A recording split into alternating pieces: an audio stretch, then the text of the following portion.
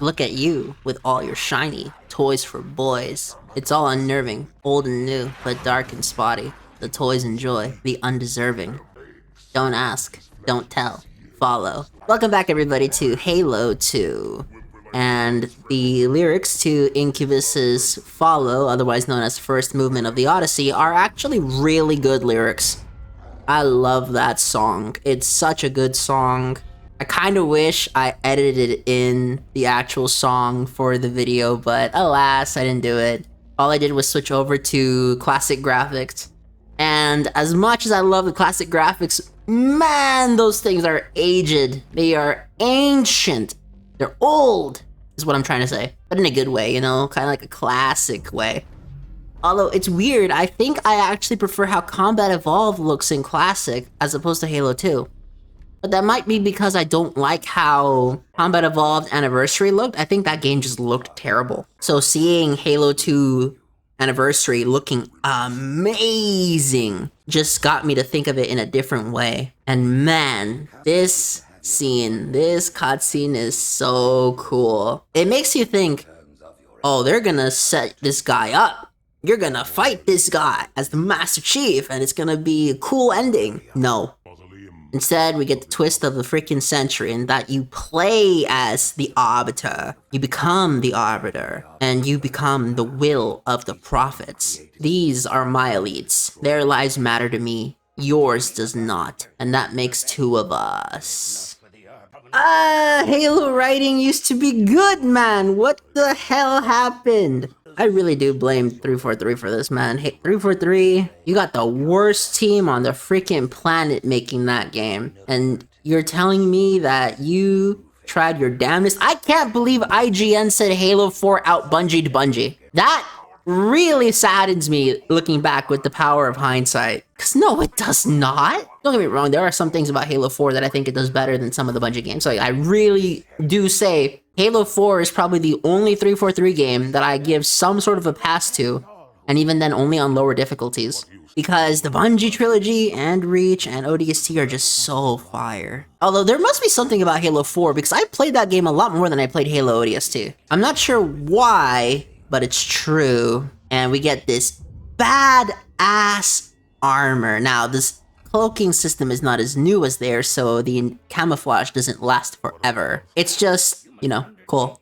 I like how it immerses. The tasks you must undertake as a parameter are perilous, suicidal. You will die. Because, to be fair, the amount of deaths I've seen people on Legendary is ridiculous. Genuinely ridiculous. I don't know why I'm saying that with so much joy in my lips, but it's true. I think that this game is fun. We now have to ask, what would you have your Arbiter do? And the answer is we need to chase down the Heretic because he is spreading his lies.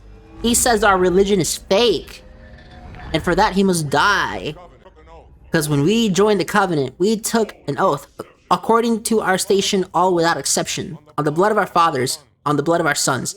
We swore to uphold the Covenant, even to our dying breath. Man, see, speeches like this, it makes me so mad that Halo has fallen. Most series I liked growing up have fallen. The only series that is still, you know, competent, I guess, from my youth that I still like, well, two really, is Mario.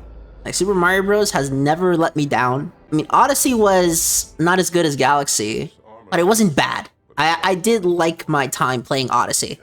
And Mario Wonder, I think, has replaced Mario World for my favorite game of all time, of the platforming genre. 2D platforming genre, my favorite game was Mario World. But then I played Mario Wonder and I was like, damn, man. The game is too good.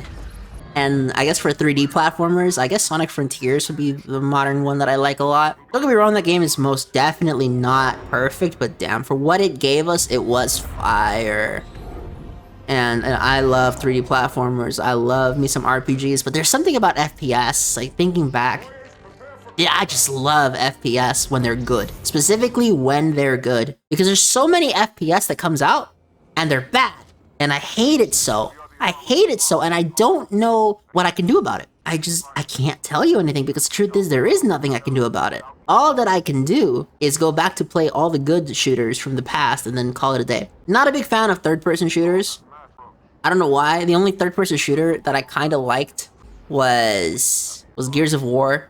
But after Judgment came out, I just stopped caring. I don't care about third-person shooters anymore. That's how bad Gears of War Judgment was to me. Gears 5 was so trash, I never want to touch that again. It's just not worth it. So the key here is to turn invisible to melee him, and then you can slowly pick off the room. You can keep a good chunk of your elites alive for this section.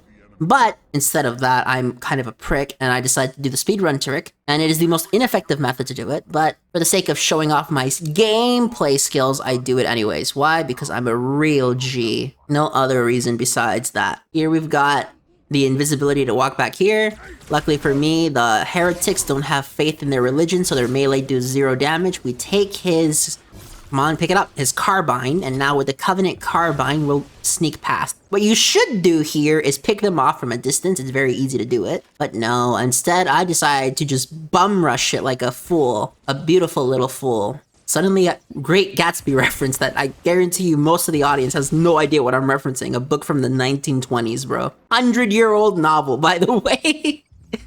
Anyhow.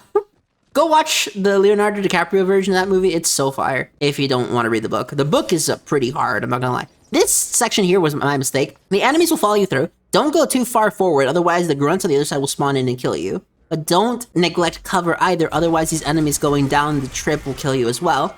You have very little time to react. Luckily, the explosion of the grunt knocked the elite off, which kept him off my back. This grunt is gonna walk past here. We headshot him, then move the other way. And hide until we regenerate our shields. Once we regenerate our shields, we're gonna go on the assault. Hell yeah. We then realize that there is an elite here, and I'm gonna have the most fail-tacular grenade throw. I'm trying to, in my mind, remember where the elite is, and I missed! Damn it all. And my shields go red again. Damn, this game is evil. But I love it to bits, and I don't care. I should have headshotted this grunt, but I really wanted a grenade. So I punched him for the sake of getting that grenade. I didn't even need a grenade, that's the funny part. There's so much about my run, and here I did the mistake again. I pressed F instead of E, and I'm so tired of doing that. I really am. I go downstairs, and as soon as you get into an open section, turn invisible and hide behind the wall, otherwise the sentinels are going to shred you. The sentinels are the holy warriors of the sacred rings. And we do not want to piss them off. Why have they sided with these heretics? I don't know, though. I take the plasma pistol off the ground very quickly, and I'm going to shoot this first sentinel, taking him out. Sentinels are pretty weak to plasma-based weaponry, so use it whenever you can. The next section is going to be me fighting some heretics while the sentinels peck me off, but through the use of the noob combo, the heretics are no threat, but the sentinels can still shred your health bar really quickly. Do not let them proceed without error or issues. Then we have to go to the other side. We'll do some quick headshots or miss miraculously. The carbine has worse ammo than the BR, and I know that, but damn, man. It's really sad. From here, I realize that I messed up because I'm not using cover at all, so I go invisible and hide behind this wall again to pick them off from the other side. That way, their programming makes them think that they're looking at me from there, when in reality, I'm on the other side. I also take the time to melt some of the enemies from a distance thanks to the Sentinel Beam, new to Halo 2, one of the best weapons ever added. This thing absolutely murders the Flood as well. Well, it murders the combat forms, but nothing else really. But it's cool. It really is cool. The next thing we're gonna do is try to sneak past in order to open the doors so that Tartarus's men can go in. First, we're gonna grenade that heretic, and we'll walk to the other side. Normally, the spawn of the enemies changes depending on the playthrough. At least that's what I think happens. So I'm paranoid about two heretics that could spawn behind that wall, but they don't spawn because the heretics spawn on the left side. Cool, but I still turn invisible out of sheer paranoia. I know that there is a heretic that goes up this ramp, so I wait for my shields, not my shields, my camouflage to regenerate so that I can use it. Then I try to pick up some ammunition because I see that my carbine is low, but I'm not sure if there is any ammunition, so instead I get the plasma pistol. I know that the heretic uses a carbine, so Wiping him out here quickly restocks my gun. Thank goodness. But I don't want to be caught by the other heretics on the left. So once again, I wait till my camo recharges so that I can open the door without being spotted. You have very little time, by the way, in the mode of camouflage, but on heroic you are given way too much time. It's actually quite nice. And next I need to use the pistol to wipe out these sentinels, because man, these sentinels are just the biggest thorns in my side. I'll be killing some grunts or something, and then out of nowhere my health bar starts falling. I turn around and a sentinel was beaming me the whole time. Ah, man. Then we have to deal with these guys coming in, but luckily for us, that phantom houses our own elites. The true believers of the great journey. The true believers of the covenant faith. I threw a grenade at my own guy on accident, by the way. That was not meant to happen. Our elite buddy, who looks the freaking same. I know he's purple and the heretics are yellow, but to be fair, I'm not Sangheili, so I have some trouble distinguishing them. And so we now have to deal with the plasma turrets. But you don't want to just go in directly from the front, guns a-blazing, because you're just going to get pelted off by... Why do I keep saying pelted off? I don't think that's the right word for that. You're going to get picked off by the turrets, so you want to go through the side to take down these heretics over here. It's pretty nice. Take him down, boom. What's next is an exercise in difficulty. We have these grunts that have placed the turrets, and we must take them down, otherwise we die in a small amount of seconds. But it's cool. We're gonna pick off some grunts so that the skull can blow them up and cause a chain reaction. I love this skull. This skull is so cool. And it's not like it's truly unbalanced, because your own grunts can get killed and you can die from that explosion. I've had it happen many times. I just think it adds a nice level of dynamic battle. And also it plays into the whole, the Covenant and their holy war extremism. Like those grunts were jihadists or something. That's cool. I'm doing that for flavor, guys. I love these ideas. Also, I'm miraculously, I don't get 7 needles in me at any given point at the same time. That was way more than 7 needles, but all 7 need to be on your body in order for you to get hit with a super carbine, otherwise you're fine. Let them blow up. One of them survived that, which I'm impressed by, but a quick grenade to the body and he's gone. We still have that one grunt in the background running away, and those needlers. Oh, they're so evil. But it's okay, because we just need them to get hit. We just need to sneak up on him, like that.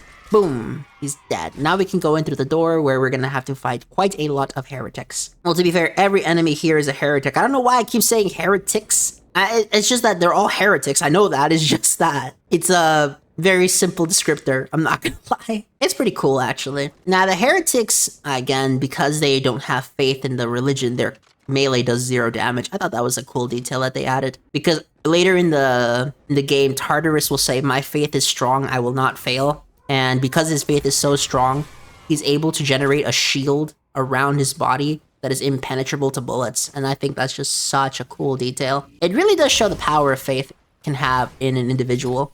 I like it a lot. Most games wouldn't do something like that, I don't think so. But hey, it is what it is, as I've said before. We throw this grenade, and we now have to deal with a few more. There are 5 heretic elites here that we have to deal with. Luckily for me, one of them gets caught on the wall thanks to some poor collision due to the fact that this game is a rush job. A very good rush job. So rush job doesn't automatically mean the game is bad, it just means that the game is rushed. And that's okay. Okay, sometimes games being rushed is fine, because they're still good at the end. But there are some funny glitches like that occur, and I just love seeing stuff like that. It's just so funny to me. And I'm kind of cheering. Whenever you see me zoom in and zoom out really quickly, it's me in the actual session of playing the game just cheering myself on, because I'm not a loud person. I don't scream during gameplay. I'm not exactly shouting for joy or any such things. I'm just, you know, having a great time playing this amazing video game from my youth that I love to death. If it isn't obvious, I'm totally glazing this game, but this game is one of those games that actually deserves the glazing, which is crazy to say out loud, but it's true. It really is true. And so we then go here with some hits, get a grenade off on the second one because I'm just so good at aiming the grenades. And now we have to deal with the heretics on the right. The heretics on the right are going to shoot with sentinel beams as well as carbine, so they shred your health bar rather quickly. I say that like not everything shreds. No, in this game, Every enemy will shred your shields whether you like it or not, against your will, and it's going to feel painful. But the feeling you get when you finally defeat them, it's intoxicating. It's the kind of feeling you get after, I don't know, you just passed your exams in college. I guess that's, for you guys still in school, that's the way I feel about it. At least that's how I see it. I'm not sure how other people see it. One thing I definitely don't miss is studying for exams, man. That was so bad. College also gave me a caffeine addiction. I've since quit. I've been 31 days without caffeine, and it feels so nice. Although now I can't stay up late because my body just refuses to and just wants me to go to bed on time. So it's give and take, although it is easier to wake up in the morning now, and I kind of love that. I don't know why, but it's true. This guy, I give him a carbine, but he fails to defend himself, which is tragic because these sentinel beams do so much damage. Okay, so what we're gonna do is pick up this other carbine and realize that our elite friend is down for the count. We're not going to let him destroy our world, as Goku would say. Okay, the holy temple must be protected from the heretics. And yes, I know that the heretics are actually in the right. I'm just playing it up for laughs, because I think it's fun. We give the grunt some distant weaponry. I like giving the NPC characters, not NPC characters, I like giving the assistant characters guns, because it makes them more effective. My favorite thing to do in Gravemind is just to give the Marines a bunch of beam rifles and watch them clean house. I fail to keep more than one Marine alive though, which makes me very, very sad. But I have done it where I have 4 Marines with beam rifles in the mausoleum, and we finally get a brute versus elite versus hunter versus human battle. And it's just so cool. It's so hard to do it on Legendary though. It's really fun to do it on Heroic. I have done it on Legendary once, many years ago, but I'm not perfect and I cannot replicate that. So here we go into the terminal to learn about what exactly this guy is doing. And to be fair, our guy, the heretic leader, does not yet understand, because he's not a heretic, he's actually one of the most devout members of the Covenant faith. However, he learns that the Covenant faith is wrong from the Oracle, the monitor, 343 Guilty Spark. By the way, 343 Guilty Spark, why did you guys name your development company for Halo games after the villain of the first game? I know he wasn't exactly a villain, but he was the main antagonist, guys. Okay? He really was. We do get Refumi talking to Guilty Spark, learning that Halo is a weapon, and that the prophets are making a big mistake. Now, if this was the Arbiter, he would have said that your ignorance has led to the destruction of one of the sacred rings by the demon, and that it shall not harm another. I just think it's cool. I really do. And so we see that Refumi is learning about all of the various things that the Covenant is not telling him. But it is true, there is very little time because the Flood have survived Halo 1. That's another thing that you gotta learn. We didn't even defeat the Flood in the first game. We just ran away. We really did just run away. And now we are here realizing there's gonna be another spread of the Parasite. So we're gonna go through this door and fight more heretics again.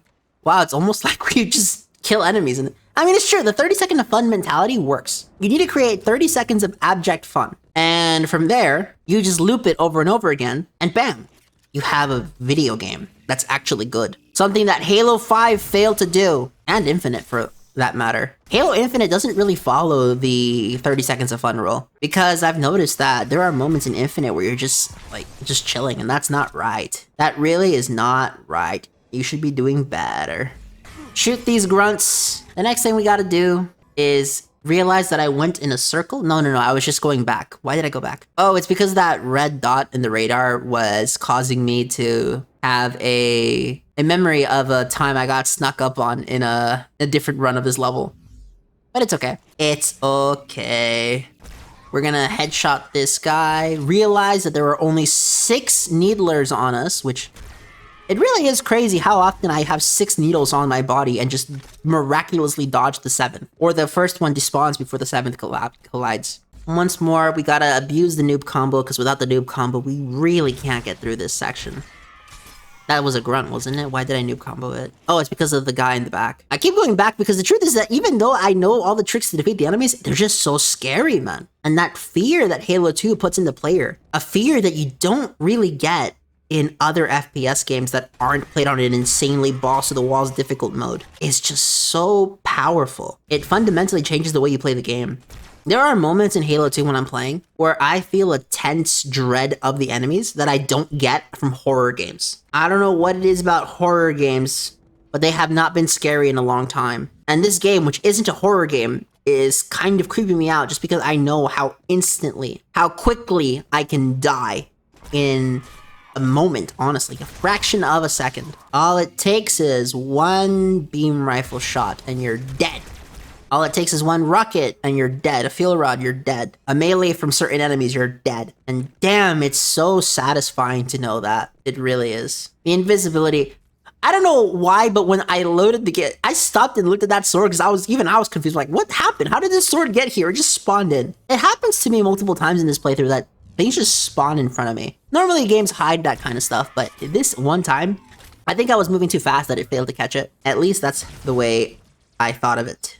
Next, we're gonna try to crouch jump onto the right. Even though they look the same height, the one on the right is actually shorter, this one. So you're able to crouch jump it, but you can't crouch jump on the other one, and I don't know why that is. We're gonna use our plasma shot to take care of these sentinels because they are vulnerable to energy-based weaponry, thank goodness. And we're gonna take significant advantage of that because these sentinels, well, they're gonna harass me until I'm annoyed and die, and I don't want that, so I'm gonna win. Always keep track of your power level, your health levels, because if it hits red, you're in serious danger, and you never want to be in serious danger. So what do? Well, we gotta win. Obviously, we gotta win.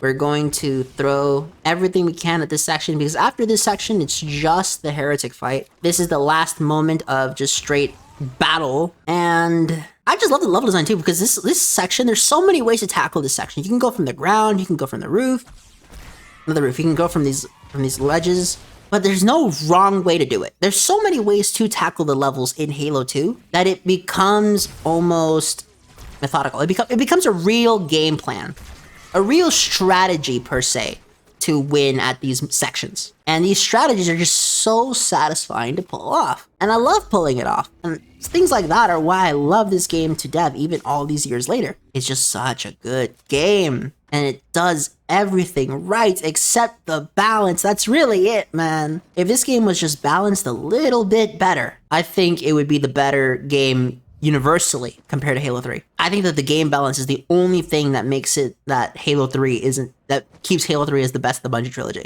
Halo 2 is my favorite, but if we're talking about the consensus, 3 is better simply because the balance is better. I just think Halo 2 has so much right that it surpasses Halo 3 in so many ways. Well, more accurately, Halo 3 falters against it, but that's just something that only I see as a negative. I don't think that the average person sees it as a negative. And so we got to deal with these grunts here as well. These grunts are going to really put a damper on our plan as well, but with a quick melee to the back and a headshot, they fall quickly. The needles don't do anything to us either, thank goodness.